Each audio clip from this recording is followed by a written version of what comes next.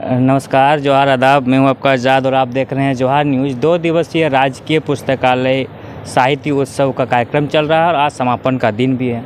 हमारे साथ में एक प्रोफेसर सर हैं, उनसे पहले उनका परिचय ले लेते हैं, फिर सवाल करेंगे। सर, पहले अपना परिचय दीजिए। देखिए कि मेरा परिचय अगर एक पंक्ति में आप सुनना चाहें तो मैं दुमका का एक नागरिक हूँ। पिछले 50 वर्षों से लगभग यहाँ रह रहा हूँ, बस इतना ही।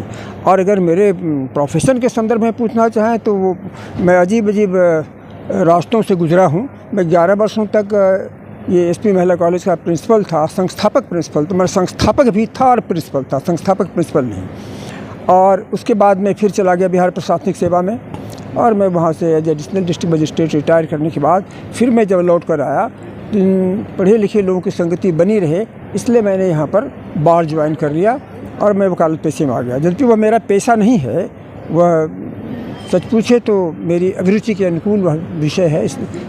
ज्ञानार्जन मेरा उद्देश्य रहा है, इसलिए मैं वहाँ गया हूँ। जी सर, पहली बार दुमका जैसे छोटे शहर में साहित्य उत्सव मनाया जा रहा है। ऐसे में आप साहित्य को किस दृष्टि से देखते हैं और क्यों ज़रूरी है आज की पीढ़ी के लिए? देखिए, पहली बात मैं यह बताऊं कि पहली बार ये साहित्य महोत्सव मनाया जा रहा है, ये ठीक है इस नाम से।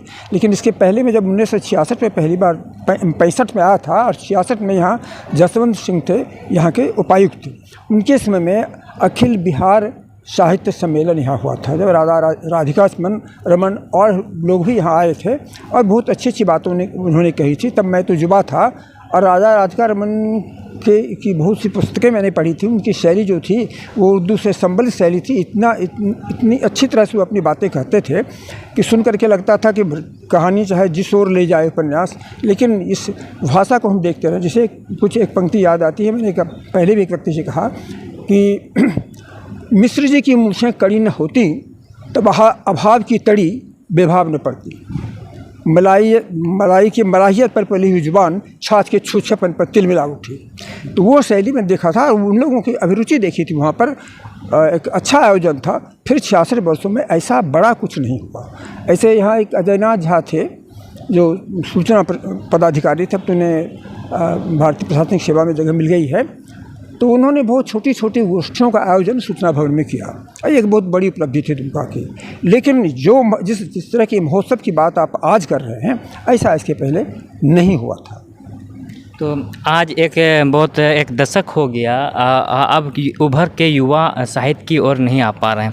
ऐसा आखिर क्या कारण रहा? आखिर कहाँ से एजुकेशन सिस्टम में रुकावट रही, या युवा समझ नहीं पाए साहित्य को, जो साहित्य के प्रति रुचि नहीं ले पा रहे हैं? ऐसा क्या कारण रहा? देखिए, सभी समय में सभी युवा साहित्य में रुचि नहीं लेते थे, और आज भी नहीं लेते हैं, वही स्थिति है। किंतु कुछ को साहित्य में कुछ अभिरुचि है। यहाँ भी कई साहित्यिक मंच चल रहे हैं। दुमका की ज़मीन जो है बड़ी जरखेज़ है, और ये बड़ी उपजाऊ ज़मीन है साहित्य की दृष्टि से। मैं तो इतने वर्षों में यही देखता रहा हूँ, कभी साहित्य की धारा यहाँ मरी नहीं। अभी भी कई मंच हैं, जैसे सतीश स्मृति मंच है, वो हर वर्ष आयोजन करता है, 2 बार कम से कम बड़े बड़े आयोजन करता है, जबकि कुलपति अथवा उपायुक्त ये जा कर के वहाँ पर शिरकत करते हैं। और उसी तरह के मयूराक्षी मंच है, कुछ और भी मंच है जो कार्य कर रहे हैं। इसलिए यह कहना गलत होगा कि आज के युवा साहित्य में नहीं आ रहे हैं। हाँ, साहित्य का रूप बदल रहा है। अब वैज्ञानिक चिंतन की बात आ गई है, और विज्ञान का क्षेत्र बहुत ही बड़ा है, तो उस तरह की साहित्य की सृष्टि हो रही है। मैं दुमका के बारे में नहीं जानता कि ऐसे साहित्य की सृष्टि झारखंड से बहुत कम ही है, देख रहे हैं। झारखंड जैसे राज्य में बहुत कुछ ही लोग में साहित्य की तरफ उसका नाम आता है। नहीं, आपको फिर और अनुसंधान करने की ज़रूरत है, और अनुसंधान की ज़रूरत है। बहुत लोग, अभी तो आपने 2 झारखंडियों को सुना वहाँ पर, और बहुत परिपक्व रचनाएँ थी उनकी। इसलिए हताश होने की कोई ज़रूरत नहीं है। झारखंड की भूमि में वह शक्ति है, और यहाँ साहित्य उपज रहा है। कहीं ना कहीं आज के दौर में जिस तरह का सोशल मीडिया का दौर आ गया है, इस दौर में कुछ न कुछ कमियाँ दिख रही है। कमियां आपको सोशल मीडिया की दृष्टि से दिख रही होंगी। ऐसे साहित्य की जो अपनी चाल है, जो अपनी गति है, वो साहित्य चल रहा है, साहित्य पनप रहा है। उसको सोशल मीडिया के लिए, देखिए, एक प्रश्न उठता है कि साहित्य को बाजार नहीं मिल रहा है। साहित्य को बाजार नहीं मिल रहा है, ये नई बात अभी आई कि उभर कर बाजार नहीं आ रही है, नहीं मिल रहा है। लेकिन पहले लोग साहित्य के लिए बाजार हो इस दृष्टि से लिखते ही नहीं थे। साहित्य वही लिखते थे जिनको साहित्य से प्रेम था, जो साहित्य के प्रति समर्पित थे, वो साहित्य लिखते थे।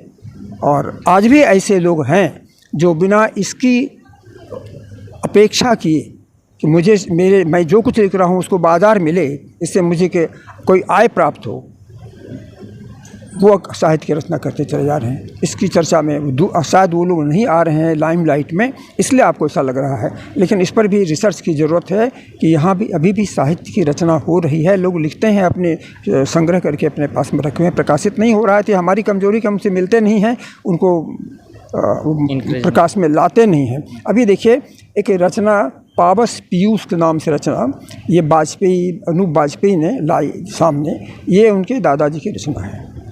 तो बहुत लोगों को पता था, तो वो वृद्ध इतनी अच्छी रचना करते थे, वो संस्कृत के बड़े ज़बरदस्त विद्वान थे और वो उनको मान्यता प्राप्त थी उसकी, लेकिन हम उन्हें भूल चुके थे। तो उसने दिया और पुस्तक देखकर मैं बहुत चमत्कृत रह गया कि इतनी अच्छी पुस्तक इस उम्र में इन्होंने, इस उम्र में नहीं लिखी तो तभी है, लेकिन यह कहाँ छिपी हुई थी हम जानते क्यों नहीं थे। तो इस तरह से आप यहाँ एक अनुसंधान की ज़रूरत है, कहाँ कहाँ कौन छिपे हुए हैं जिनको हम नहीं जानते हैं, उनसे मिलें, उनको प्रोत्साहित करें कि आप सामने आइए। चलिए, ये हमारे साथ में ये प्रोफेसर सर थे हमारे साथ में, कह रहे थे कि हम लोग को आगे आने की ज़रूरत है ताकि साहित्य को बढ़ावा दे सके और सपोर्ट की ज़रूरत है।